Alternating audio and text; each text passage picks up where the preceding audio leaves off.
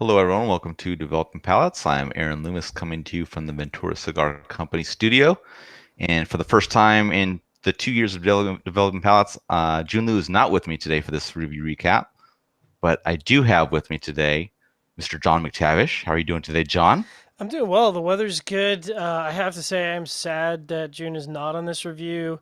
I'm certainly not too trying to push him aside, but he wasn't able to make it, and I was. So That's right. here we are. So we'll do it anyway. We'll do it anyway. We'll All do it right. live. So we're talking about the Partagas 1845 Extra Oscuro Rothschild. This is more of a Corona, Yeah. 5.66 inches by 46. Comes out of the General Cigar Dominicana factory in the Dominican Republic. Wrapper is Connecticut broadleaf. I was not able to find out any sort of listing for the binder, so we'll call it undisclosed. Filters from the Dominican Republic, Honduras, and Nicaragua. Price point is a value-driven $6.29, and the cigar was released in August of 2017. So with all that out of the way, John, what was your smoking experience like? So I have to say I was a little intimidated when I first lit this up. I mean, looking at this cigar, and I think there's a lot of people look at a like dark sort of rugged cigar, and they think, well, this thing's gonna beat me up because it's really intense. Mhm. And so often that's not the case, and it's so funny that it's still ingrained in our heads that it's probably going to be this really aggressive cigar. I was really surprised at how nuanced it started out. I got a really dark chocolate with a lot of sort of velvety creaminess. The flavors are very subdued. I was expecting it to open with a lot of spice. It had spice, but the spice was like very subtle, very light. Really the first few draws, and I'd say the first half an inch kind of took me by surprise. The one thing that I really noted here is that it had a really clean finish. And I don't necessarily think I can't even think of a cigar, the last cigar I had that had like a really clean finish. It didn't have some sort of post draw aftertaste like leather or earth or something.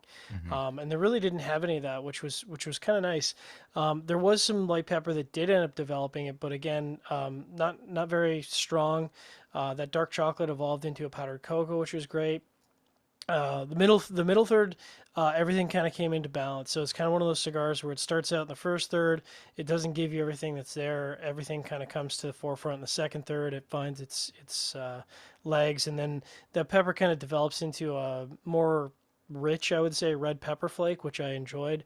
And then it just kind of played around with the spices, some leather, some chocolate throughout the middle third. And then the last third didn't really change things up very much. The only thing I really got in the last third was some vegetal notes. Is still kind of the same flavor profile the middle third, which was good. Although the intensity did ramp up in the last third, which was kind of surprising. Burn was flawless for me. Ashes were holding on in about a 3/4 inch increment, which was pretty solid. And the draw was right in the ideal zone. It had a little bit of snugness to it, which is kind of where I want my draw, rather than towards the open end. We were kind of talking before the show. The pre-light on this was kind of interesting because I think that Connecticut broadleaf is what I would call rustic or rug Mhm. because it has like this kind of almost, I don't want to say lumpy, but you know what I mean. It's like this Yeah, kind of old western rustic look to it, right.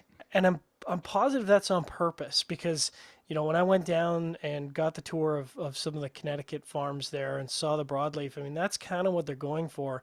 Had a really nice spicy cedar aroma. I mean, um, as yeah, I'd say overall it was is a good experience. And the only comment I'd make, and well, actually, you know what, I'll make the comment after. Perfect. So yeah, for me, the cigar started with like some wood, damp earth, a little bit of baking spice to it. Those flavors kind of started melding together a little bit better as the cigar was going along. Retro Hill was kind of a mix of wood and baking spice. And then as the third was coming to a close, some char joined in with that wood, and then the damp earth and the baking spice started kind of lightening up a little bit. Strength was just slightly above medium. Getting the second third, charred wood was still up front. Earth was a supporting note. Baking spice completely left the profile. Retrohale was just kind of a lone oak note. A little further in, the char level was starting to pick up a little bit, and some mustiness was joining the profile.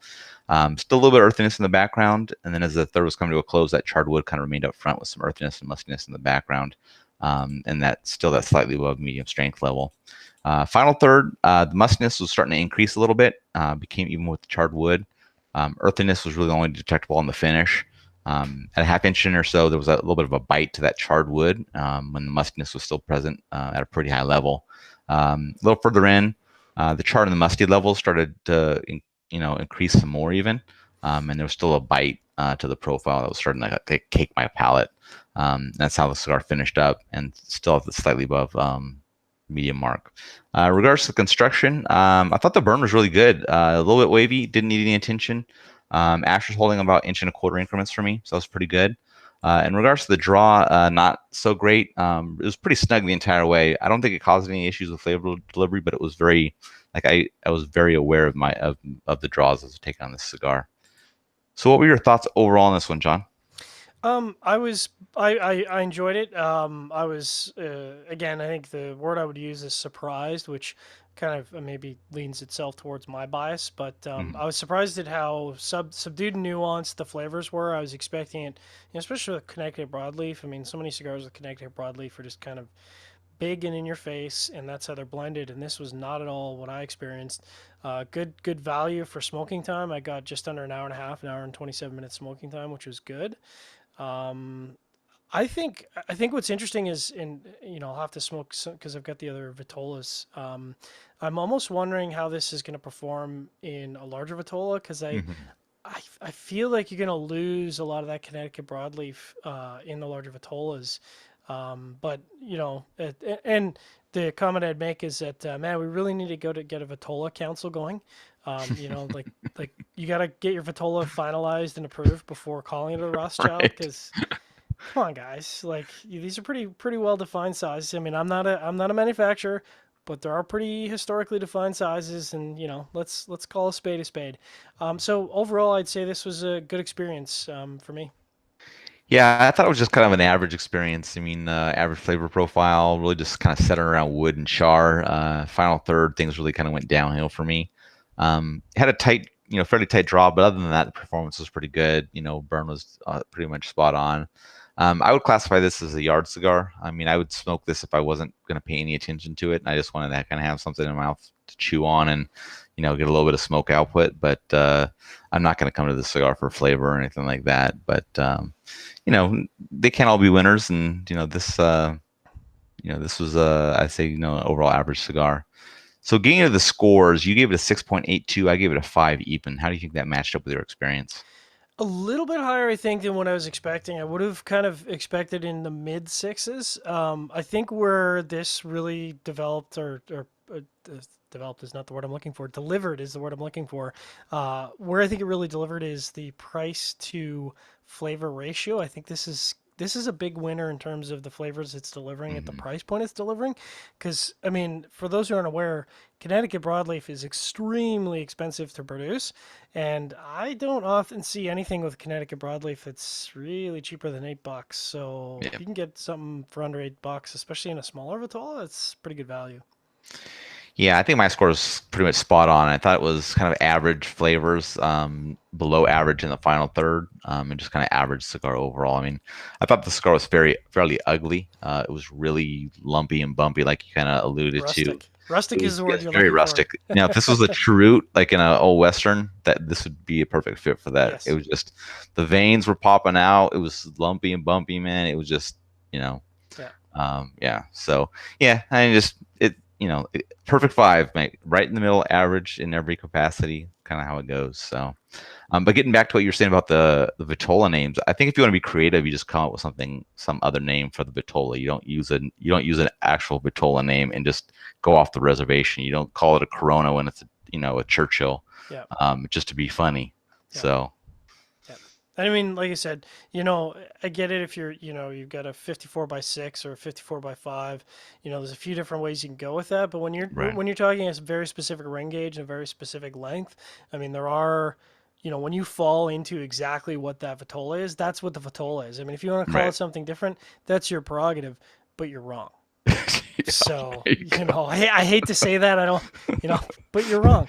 Yep. So it'd be nice if the Vitola Council could get asked about some of these things and just remind people that a 7 by 45 is not a Churchill, Right. and a 6 by 52 is not a Robusto anything.